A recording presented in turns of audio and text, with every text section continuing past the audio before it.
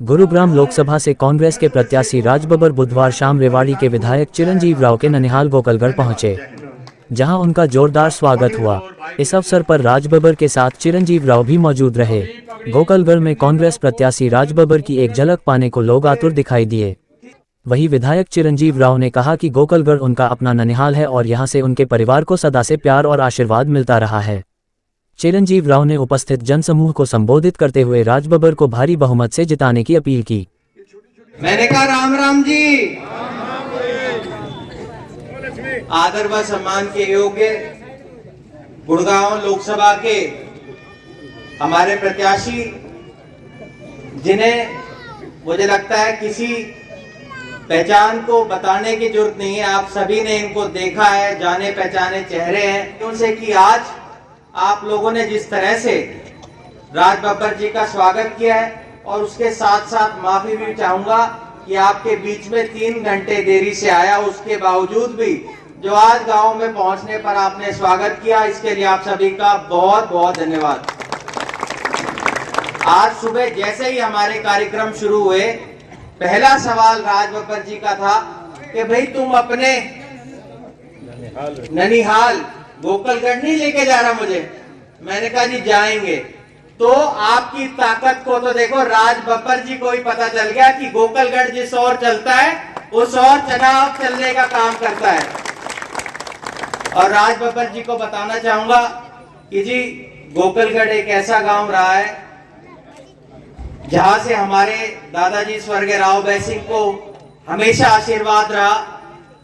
मेरे पिता कैप्टन अजय यादव लगातार 6 बार विधायक बने, तो वो हमारे गांव गोकलगढ़ की बदौलत बने। और मैं जब पहली बार विधायक बना तो सबसे पहले अगर किसी ने मुझे आशीर्वाद दिया तो गोकलगढ़ गांव ने दिया।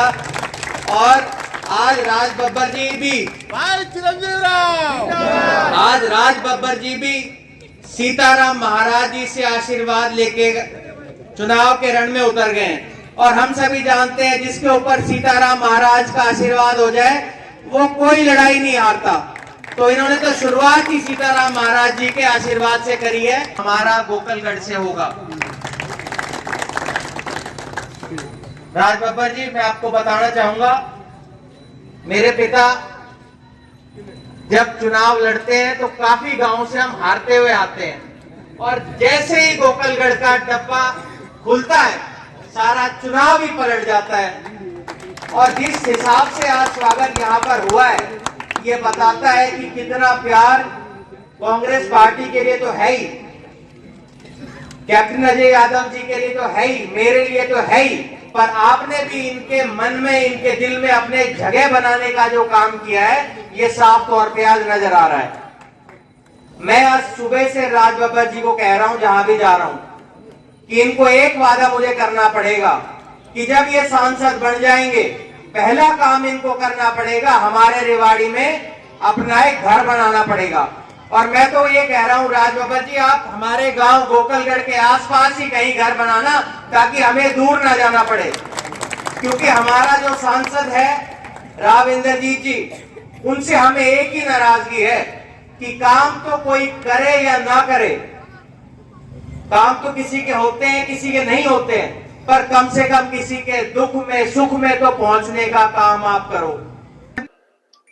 कि जिस दिन अगर आप लोगों ने राजबब्बर को अपनी उंगली के इशारे से सांसद बनाया, तो राजबब्बर पहला दिन जिस दिन संसद में जाएगा वो अग्निवीर वाला जो कागज है वहां सरे आंख उठा देगा।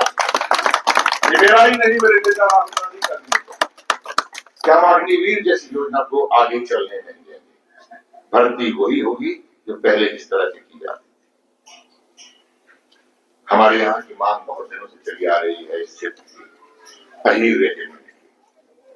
ये अहीर रेजिमेंट कोई बिरादरी की रेजिमेंट नहीं है। जिन समुदाय ने, चाहे जाट रेजिमेंट हो, राजपूत रेजिमेंट हो, गढ़वाल रेजिमेंट हो, कुमायूं रेजिमेंट हो, सिख रेजिमेंट हो, गोरखा रेजिमेंट हो, ये वो रेजिमेंट है जिन्होंने सबसे ज्यादा बलिदान दिया। और उनका इतिहास जो है लिखा जाता है, और आने वाली नस्लें इतिहास को सैल्यूट करती है, सलाम करती है। 1962 की वो घटना शायद आप लोगों के पास कंठों में लोकगीतों में होगी। 114 अहीर सैनिकों ने, उन्होंने किस तरह से चीन के बॉर्डर पर, रांझा बॉर्डर के ऊपर, चौकी के ऊपर 15 से ज्यादा लोगों को 114 लोगों ने मारा था और उसके बाद शहीद हुए थे। और उनकी शहादत को सल्यूट करने के लिए, सलाम करने के लिए चाइनीज कमांडिंग ऑफिसर ब्रिगेडियर भाग उनको सल्यूट किया था कि इस देश के ये लोग, ये कौम जिसने आखिरी सांस तक हमारे लोगों से युद्ध किया और हमारे लोगों का क्षति पहुंचाया, मगर हमारे देश ने इस गौरव को सल्यूट नहीं किया। यहाँ लोगों में बहुत उत्साह है और मेरा चुनाव जो है, जो मैं सोच रहा था कि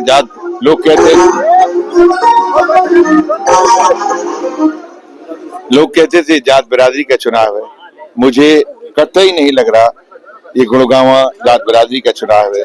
गुड़गांवा जो है वो अपनी समस्याओं से लड़ने के लिए ये चुनाव है और जनता इस चुनाव को लड़ रही है। बड़े लोग कौन है जिसका आप बात कर रहे हैं? बड़े लोगों को 4 बार आपने दिया, बड़े लोग हैं, आप बड़े हैं, आप जैसे लोगों ने जिनको बड़ा बनाया है, मेरे लिए तो सब साथ से लड़ रहे हैं। मैं सिर्फ राव साहब से नहीं लड़ रहे हैं, कहना ये हुआ, नाम नहीं ले रहे हैं, पर आप कह रहे हैं बड़े। मैं कह रहा था, मैं किसी व्यक्ति से लड़ ही नहीं रहा हूँ, मुद्दों से लड़ रहे हैं। मैं यहाँ की समस्याओं से लड़ रहा हूँ। मैं तो राम का हूँ, मेरी माँ राम की, मेरे पिता राम के, मेरे दादा राम के, मेरी दादी राम की, और मैं भी राम राम ही करता हूँ घर में। जब कांग्रेस सरकार थी कहते हैं कि